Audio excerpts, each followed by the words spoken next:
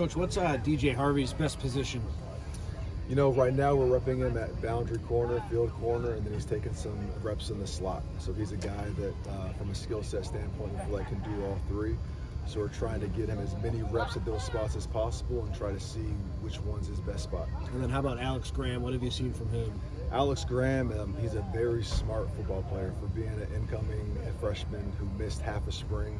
Just been very impressed with how he's picked everything up. He's been a guy that, again, he's picked it up fast enough to where we've been able to move him around. So he's played some corner, he's played a lot in the slot, and he's actually played some safety too. So he's played all around. I know you've talked about the depth at that corner spot now and just the competition there. How would you say the competition has been playing out these first couple? You know, it's super competitive, which is good, but it's still open. So, you know, we're just looking for people to separate themselves, but the competition is good.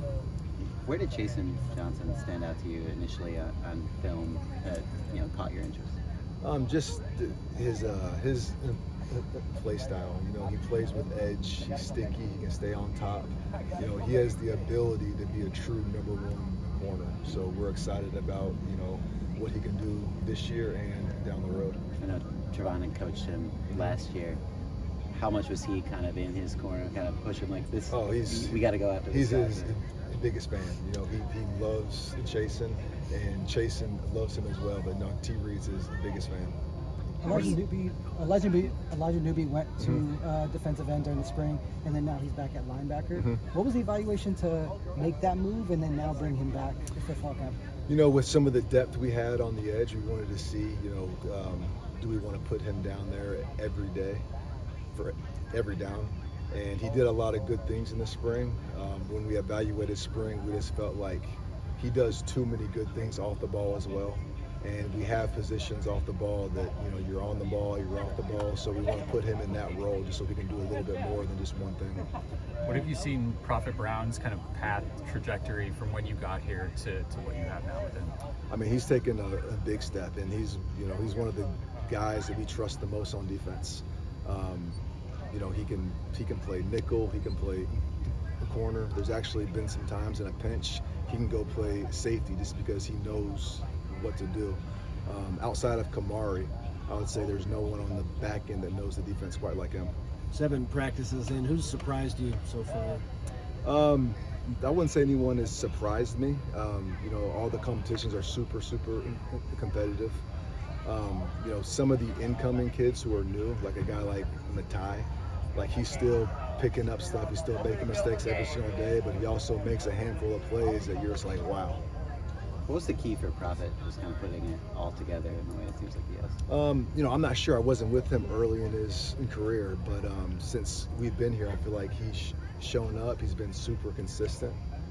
He competes every single day. He doesn't complain. He doesn't worry about what spot he's playing. He just competes. I know you mentioned he can play outside and inside corner. Is he a better fit for either one of those? You know, I think he does both of them naturally well. And it probably depends on what type of team you're playing as well. How are you measuring the progression of the linebackers? It's one of the lesser experienced position groups on the team. Yeah, we're trying to get all those guys reps, you know, because of some depth and lack of playing experience. We're trying to get guys playing in multiple spots. It's very good in competition in that room. We have a lot of young talent. We just need to get them as many reps as possible. When you evaluate practice tape, like after tonight, what are you specifically looking at? The first time I look at it, I'm just looking at just the overall execution of the defense. You know, are we playing with obnoxious effort, shocking communication? Are we attacking the ball? And then I'll go try to look at it like position by position, more like technique stuff. How long does that take you? It takes me quite a while. I like going through it twice before I go with it. Before I do it with the staff. So I watch it 3 or 4 times. Coach, when you say obnoxious effort, who are some guys on defense who you think of? Eric Gentry, Devin Tompkins. We have a linebacker, Cheese. You know, he's one of the hardest practicing kids I've ever seen. Those 3, I'd say. Where's Floyd Beard that stood out to you early on?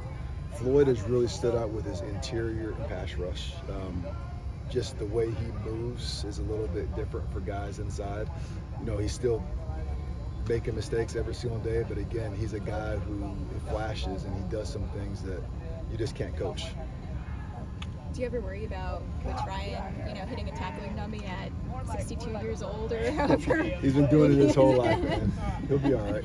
What does that do for the guys, just, seeing him have his own obnoxious effort and communication? They love it. The energy he brings in that room every single day, it carries out here on the field. That's the most energetic group on the field every single day.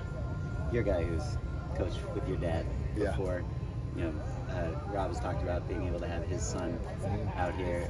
How would you describe their dynamic when they're coaching together? It's awesome. When I was with my dad, he was on offense. I was on defense. So it was weird. There was days we wouldn't even talk. It's cool with them because they get a chance to really coach together. And, Matty, he gets a chance to learn from the best. They have a lot of the same mannerisms. And They stuff. do. Coach, is there anyone you feel like you've challenged and you wanted to see more from so far in camp? Anyone who can get there, but you just want to see some more? I would say just the competitions in the DB room. Like I said, the competitions have been very, very competitive, which is good. But we've just been challenging those guys, like someone separate yourself in that group. Besides consistency, what does separation look like? Consistency is the biggest thing. I would say building trust, and everyone's going to have bad plays, but how bad are your bad plays? Do your bad plays kill us, or do they just hurt us a little bit? Are you close to deciding who's gonna get the green dot? It's been we've had days where it's on all the inside backers. We've had days where we're putting on the DBs. We have a couple practices that are going to be at the stadium where we'll move the ball. So I think we'll have a better idea after those. Thank you.